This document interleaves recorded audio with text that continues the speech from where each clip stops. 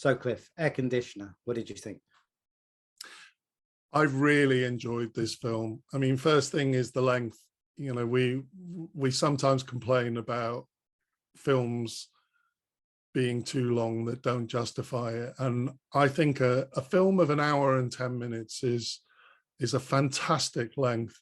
This feels like a really substantial, weighty film with a lot in it. It's amazing what you can do in 70 minutes. So, you know, bravo for that. This film kind of took me by surprise. I don't know what I was expecting, but I wasn't expecting that. And I think this film is a really pleasant and interesting surprise. Pleasant's maybe the wrong word because it's a really serious film with really serious themes, I think. But I actually really enjoyed it, and I would have been happy if it was longer. I really liked how, I mean, one thing about this film, the way it's made, is that the actual narrative of the film and the depth in the film, the kind of themes, are almost exclusively introduced by radios playing in the background. So, you know, a lot of the time, there isn't necessarily that much happening with the characters, but there'll be a radio on in the car or in the building that they're in, and you'll just hear a bit of a news piece or a discussion piece on the radio that kind of just drip feeds us with facts about what's going on. And obviously one of these facts is that air conditioners are just falling down off buildings. And I really liked this idea because it was kind of so strange at first. You know, it's introduced, I mean, in some ways, there's an element to which this is made a little bit like a zombie movie, like there's a zombie attack, you know, like these air conditioners are attacking the city. And in some ways it's quite, there are times when you would say there's almost comedy. The comedy almost gives it a lightness, but it's very subtle because I think it always has serious undertones. It's definitely not slapstick, but you know, sometimes the music gets really creepy. Or I love that there's a scene where he's walking on the street and the music starts suggesting a horror incident, and he sees on the ground just some components of a part of an air conditioning machine, and it's almost like it's a body part lying on the floor, you know. And I really like that, because at one level it's absurd because air conditioners aren't scary at all, but it kind of makes the characters believe that these air conditioners are scary. You know, when there's a noise in the background, there's two characters talking, they suddenly stop and there's fear that there might be something there. And so I really liked that.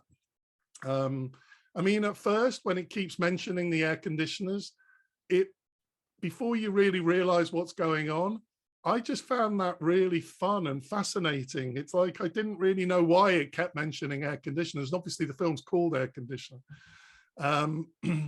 It reminded me a little bit of, there's a book by Alan Rob Grier, Topology of a Phantom City, where just as you're reading it, it just randomly keeps mentioning rectangles. And I really like that. I really loved that about the book. It's the most memorable thing about the book for me, that it just randomly mentions rectangles, and it evoked something of that for me, that you just, at first, you don't really know what's going on when it keeps mentioning the air conditioners. I really liked that. I mean, I see in the movie description that it mentions colonialism, and I think that the deeper meaning is related to colonialism.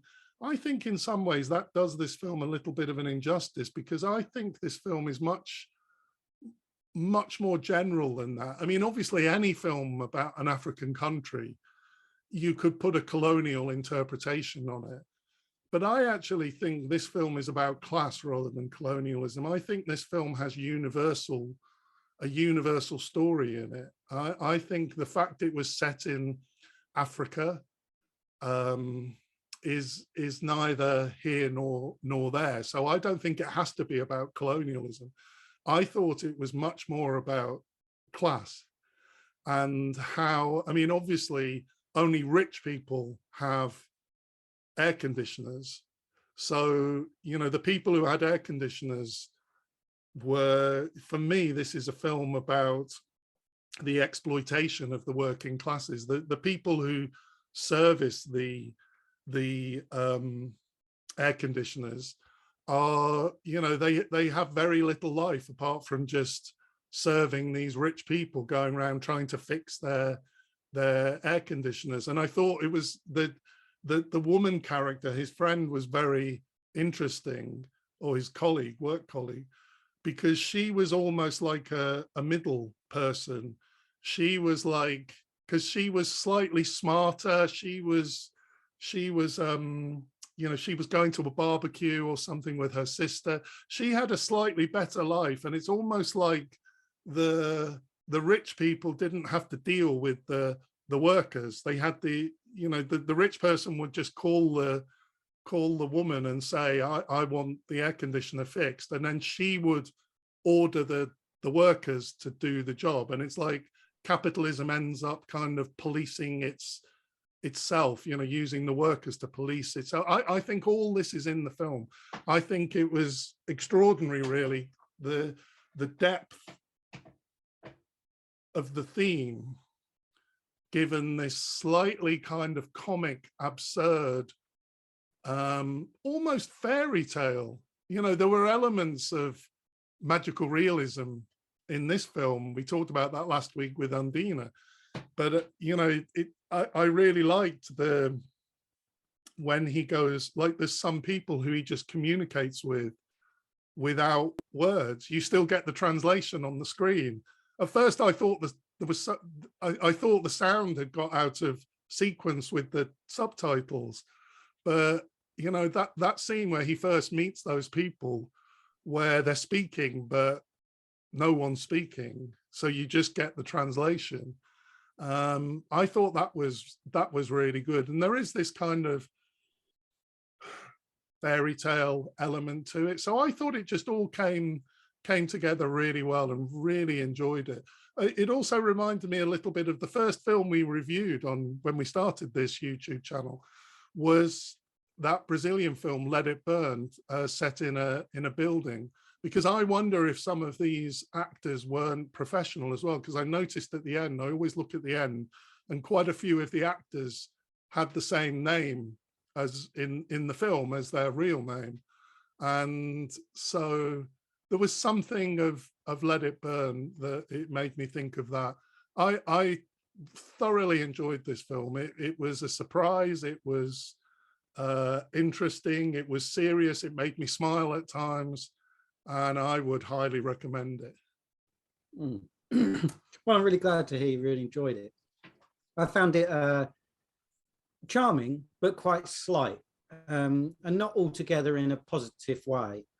I liked it from the beginning, though, and I was sort of seduced by it. It starts with that really nice jazzy score and very beautiful monochrome stills, which sort of sets up the tone of the movie, because those stills depict quite a deprived urban environment, but they're shot in such a way that it looks beautiful. And that's the whole film is played like that, that there is deprivation here, but it's not a depressing film in any way at all.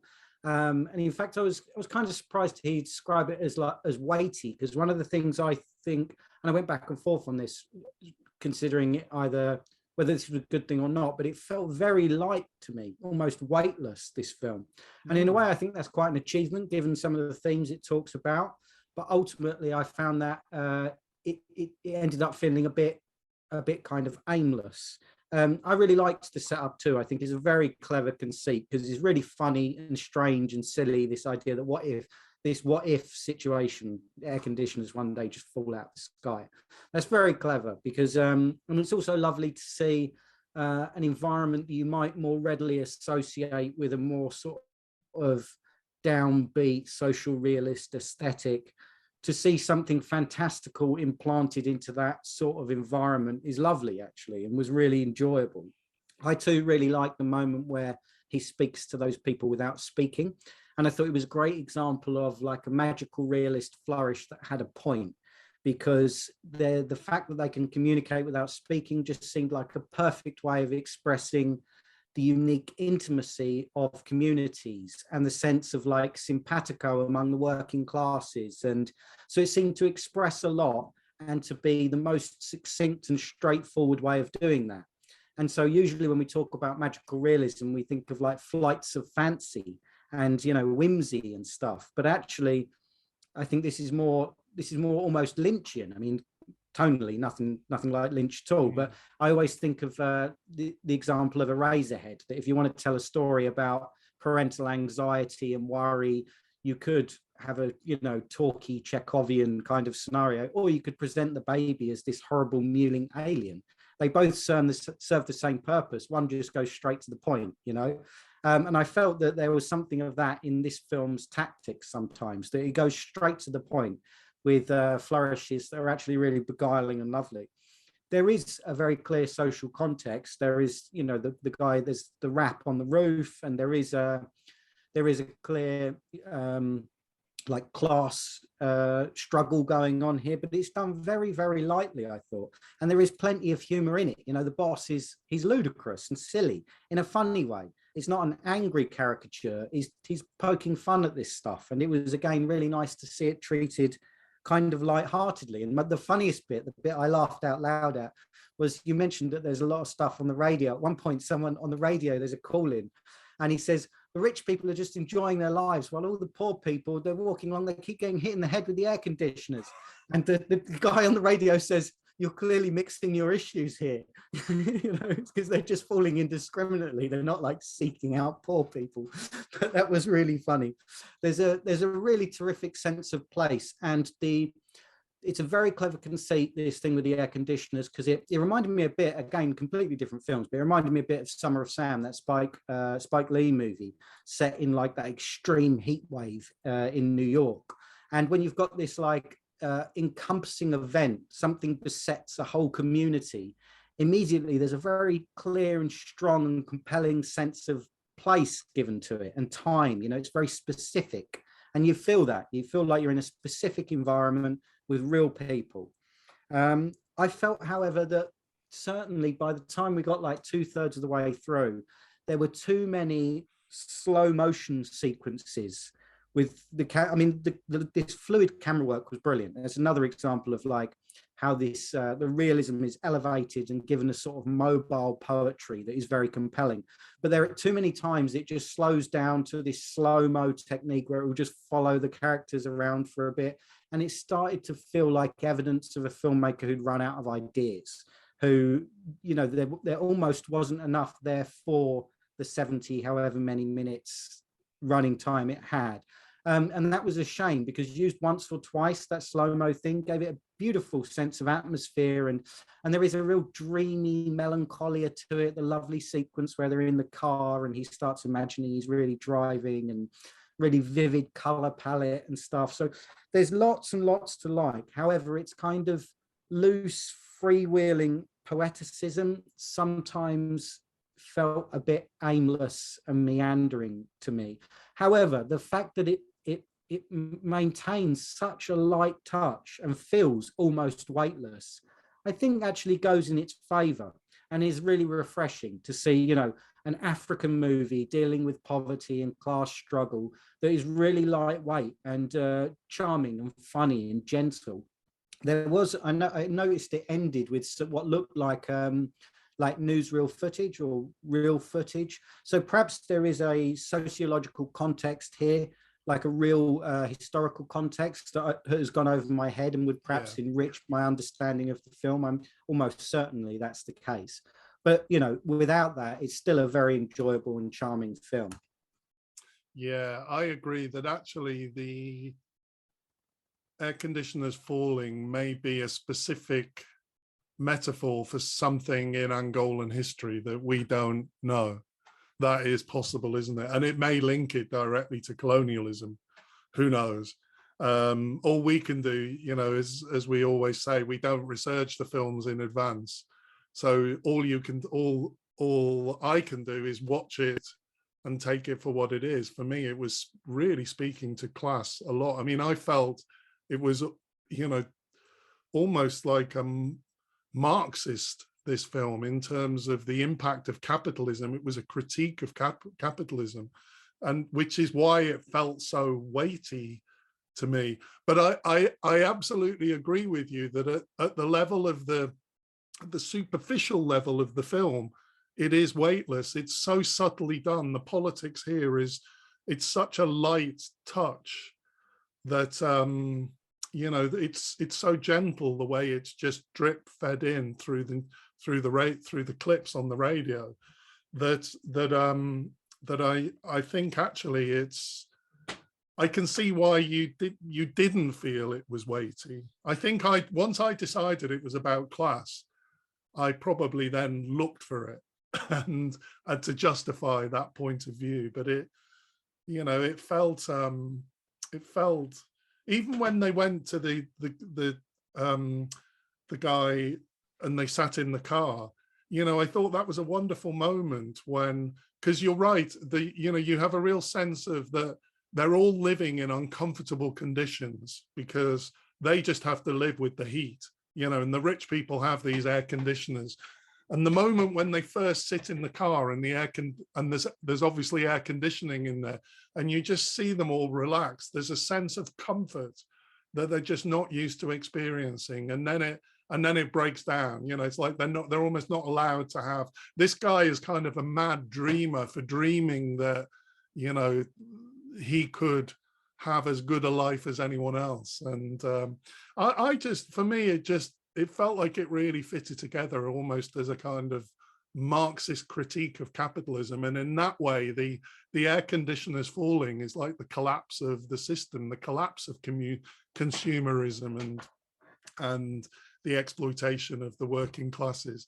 You know, maybe I was reading far too much into it, because I agree there's, you know, this weightlessness and this kind of, the comedy is you know, is the primary kind of mode of which you're watching the film. So the other thing about the music, I agree. When it started, I thought, oh, is this going to be a film style over substance? Because it was like cool jazz music and these amazing images. But I think it turned out to be quite different than that. Although I thought the music was always good. I always enjoyed the music, and it surprised me with the music. The music came and went a bit in different forms. Yeah, I really, really enjoyed it. Well, I don't think you're wrong about, I mean, the politics is there. And it, you know, I guess when I say I found it kind of weightless, I mean sort of tonally and textually. And also, I guess that, you know, those politics they're not perfunctory, because it's the point of the film, but they're fairly obvious politics. You know what I mean? That's not to say they're not legitimate. That, you know, the poor workers are oppressed by the rich. You know, that's okay. We know but it's fine, because that is the system we live in. And so it's right that that's the context for the film. But you know, once we've established that, I thought, you know, what's interesting about the film is its kind of tone and texture, and there's plenty to like about it, isn't there? Yeah, it's funny because I'm, you know, often intolerant of obvious politics in films and artworks, but this, yeah, I felt this worked. This had enough subtlety for me. So yeah, it's good. What are we doing next? Next is a Spanish movie called Red Moon Tide by Lois Patiño. Looking forward to it.